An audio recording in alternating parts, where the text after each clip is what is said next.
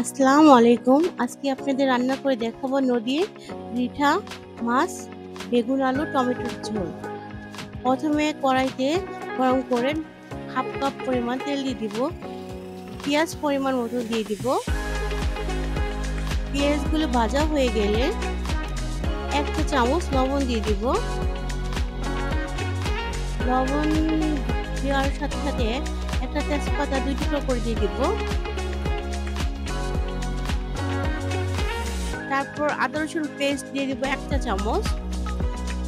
জিরা বাটা দিয়ে দিব হাফ টেবিল চামচ।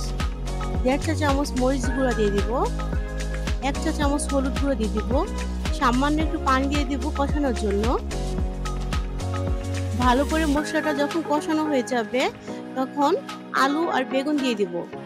আলু বেগুন সিদ্ধ হওয়ার জন্য ভালো করে কষিয়ে ঢাকনা দিয়ে ঢেকে দিব।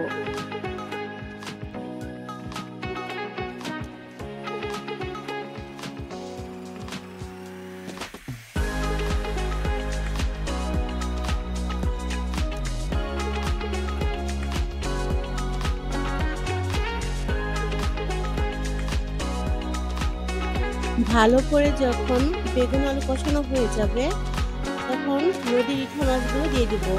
মাছটা একটু ভালো করে ধুয়ে নেব। মাছটা ধোয়ার জন্য লবণ, হলুদ, মরিচ গুঁড়া, লবণ আর হলুদ দিয়ে মাছটা ভালো করে ধুয়ে নেব। তাহলে মাছের একটা যে গন্ধ থাকে সেটা থাকবে না। তারপর মাছটা দিয়ে দিব।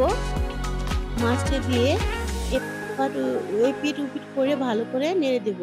মাছটা ভালো করে কষিয়ে নেব। তারপর পানি দিয়ে দিব। ঝোলের জন্য পানি দিয়ে দিব।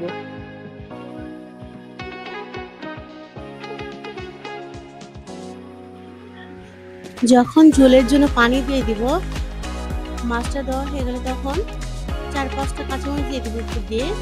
মাছটা যখন ভালো করে রান্না হয়ে যাবে টালা জিরা গুঁড়া দিয়ে দিব ভাজা 1 চা চামচ। ধনে পাতা দিয়ে দিব পরিমাণ মতো। ভালো করে ঝোলটা রান্না হওয়ার জন্য অপেক্ষা করে নেব।